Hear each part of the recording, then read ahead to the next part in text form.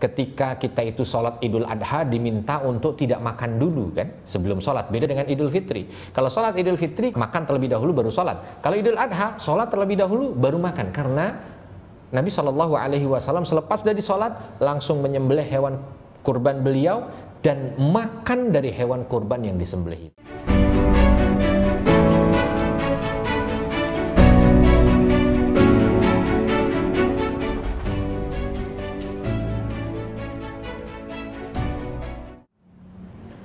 Assalamualaikum warahmatullahi wabarakatuh. Alhamdulillah wassalatu wassalamu ala rasulillah. Sahabat yang dicintai Allah, ketika hewan kurban itu sudah disembelih, maka seseorang yang melaksanakan ibadah kurban tersebut mendapatkan kebaikan dari Allah Subhanahu wa taala. Karena pada hakikatnya ibadah kurban itu dua dimensinya, dimensi vertikal dan dimensi horizontal. Dimensi vertikal, dimensi bentuk ketaatan seorang hamba kepada Allah ketika sudah diperintahkan untuk melaksanakan satu aktivitas ibadah, itu bentuk vertikal.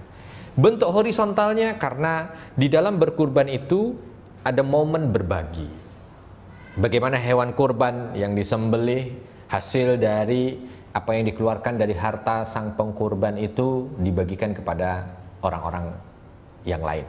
Nah, ketika kita berbicara tentang dimensi vertikalnya ini, siapa saja yang boleh untuk menerima hewan kurban yang sudah disembelih itu? Apakah dia itu sama dengan zakat yang asnafnya sudah ditentukan, sehingga kalau keluar dari itu tidak diperbolehkan?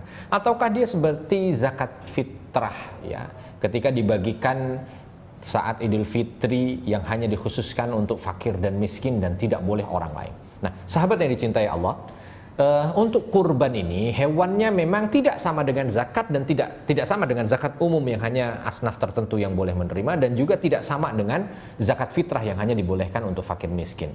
Karena Allah Subhanahu wa taala dalam surah Al-Hajj menyampaikan, "Fakulu minha wa at'imul ba'isal faqir." Kamu boleh untuk makan dari hewan kurban yang kamu sembelih itu, makanlah darinya. Dan setelah itu berikanlah makan kepada saudara-saudaramu yang miskin, saudara-saudaramu yang membutuhkan. Ayat ini, sahabat yang dicintai Allah, menjadi patokan dan sandaran bagi kita tentang siapa saja yang boleh untuk kita bagi dari hewan kurban yang kita sembelih itu. Maka yang pertama tentu kalimatnya fakulu minha, makan darinya. Artinya kita boleh untuk mengkonsumsi hewan itu.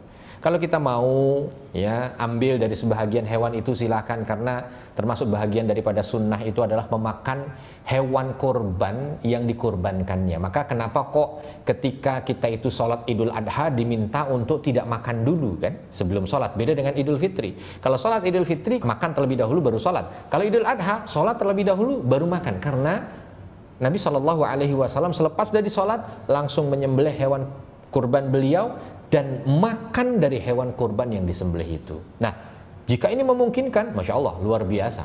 Ya, jadi sholat, habis itu langsung menyembelih dan makan dari hewan yang dikurbankan. Artinya sebahagian daripada sunnah itu adalah memakan hewan kurban yang kita kurbankan. Maka ayatnya jelas, fakulu minha, makan darinya. Lalu setelah itu, wa at'imu al-ba'isal faqir. Berikan kepada orang-orang yang membutuhkan, berikan kepada orang-orang yang fakir. Ya, nah dari sini hadir kesimpulan diperbolehkan untuk memberikan orang-orang yang berkepentingan dan orang-orang fakir. Silakan setelah itu dibagi. Mungkin untuk keluarga-keluarga terdekat boleh. Kalau kita ingin berikan kepada kakak kandung, adik kandung, sepupu, keponakan, supaya mahabbah itu lebih terjalin, silakan. Dan setelah itu jangan lupa, ini yang inti harusnya. Siapa dia? Fakir miskin, orang-orang yang membutuhkan. Karena pada hakikatnya ini adalah salah satu bentuk agar semua umat Islam itu berbahagia di hari raya.